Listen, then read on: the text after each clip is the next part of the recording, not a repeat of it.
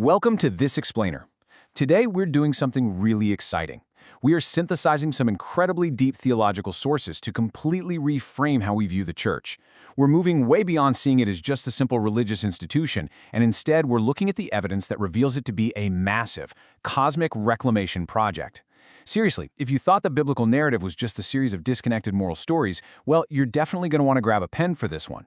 We're going to see how humanity's very identity and our original sacred space mission are fundamentally restored.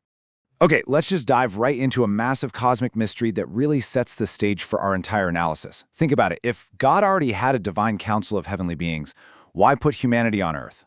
Why create us at all? Well, the sources point out that humanity was created to bridge two distinct realms.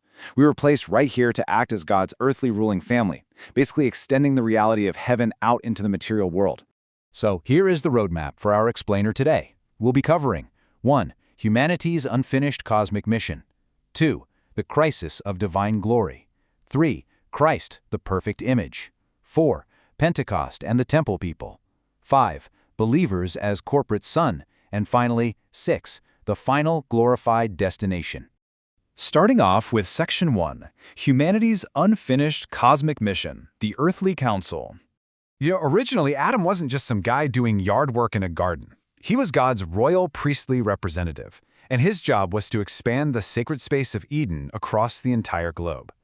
Eden wasn't supposed to stay this tiny, localized garden. It was the starting sanctuary meant to literally fill the earth. But when Adam rebelled, he didn't just break a simple moral rule. He caused 5 catastrophic fractures to his nature that completely derailed humanity's original cosmic mission. As we can see here, those fractures hit his ontology, his communion with God, his glory, his perception of reality, and his core mission. The expansion of sacred space just violently ground to a halt. Which leads us straight into Section 2, the crisis of divine glory, the unshielded reactor. Fast forward a few thousand years to the foot of Mount Sinai, and we see this structural crisis brilliantly illustrated in the book of Exodus. See, initially, the tabernacle was designed to be an ohel muad, a tent of communal meeting and intimate fellowship. But God's unfiltered glory acted kind of like an unshielded nuclear reactor.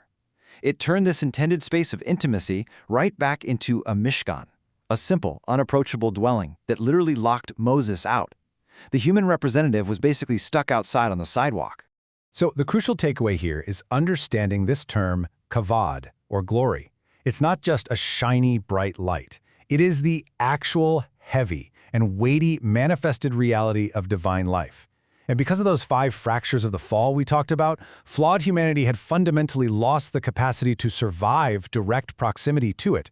The radiation of perfect holiness was just too much for us without proper shielding. Moving right along to Section 3, Christ, the perfect image, the true Adam. This massive crisis of access just sat there totally unresolved until we get the ultimate plot twist in history. Tracing this progression, we can see exactly where the shift happens, where the first Adam and the nation of Israel fundamentally failed their vocations to be God's true sons. Christ succeeded perfectly. Step 3 is the major turning point. By stepping into history, Christ fully embodies and reveals the Father's glory to the cosmos. He becomes the exact, undistorted representation of divine life that humanity was always designed to be. That brings us to Section 4, Pentecost and the temple people, the great reversal. Christ's victory completely rewires the ancient agricultural festival of Pentecost, bringing about a historical reversal that changes the cosmos forever. And the mathematical symmetry here is just absolutely mind-blowing. Think about this. At Mount Sinai, when the Israelites rebelled under the external law, exactly 3,000 people perished. But jump forward to the New Testament, and we see exactly 3,000 souls brought to life when the Holy Spirit descends at Pentecost. It's an incredibly precise, divine reversal from death straight to life. Now for Section 5. Believers as corporate son, a new humanity. Okay, this is where we see a truly shocking transition. By participating directly in the life of Christ, believers are fundamentally transformed. That divine glory, that kavod, that once filled a stone building and locked Moses out, it now descends to directly enter and indwell human beings. We transition from isolated, fractured individuals into a unified corporate son. This is huge. The church functions as a corporate son right within history, reclaiming humanity's lost identity to resume that unfinished Eden project. It is the literal transition from individual identity to collective glory. And how does this actually happen? Well, the Holy Spirit makes this participation possible by repairing what theologians call the nous. Now, the nous isn't just your brain, it's your interpretive faculty. At the fall, our perception was heavily veiled. We literally couldn't see God or reality correctly.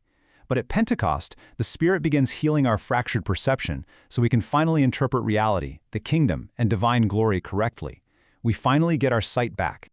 Finally, Section 6, the final glorified destination, Eden expanded.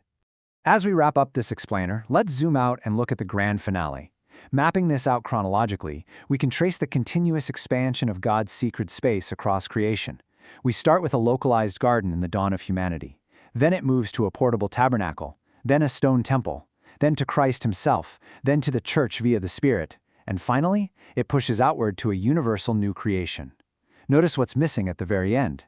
There is no temple building in the New Jerusalem, because God's presence just expands to fill absolutely everything.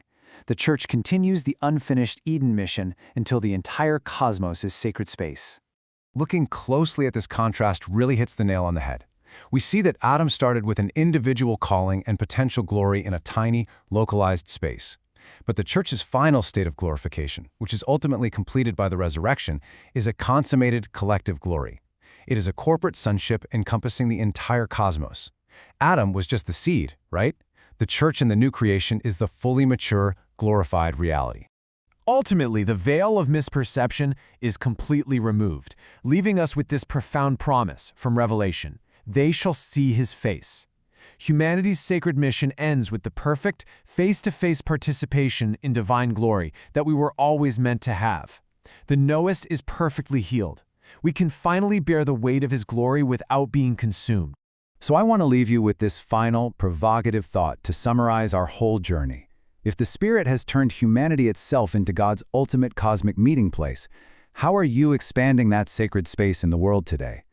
This isn't just ancient history, guys. It's an ongoing cosmic reality, and you are a part of it.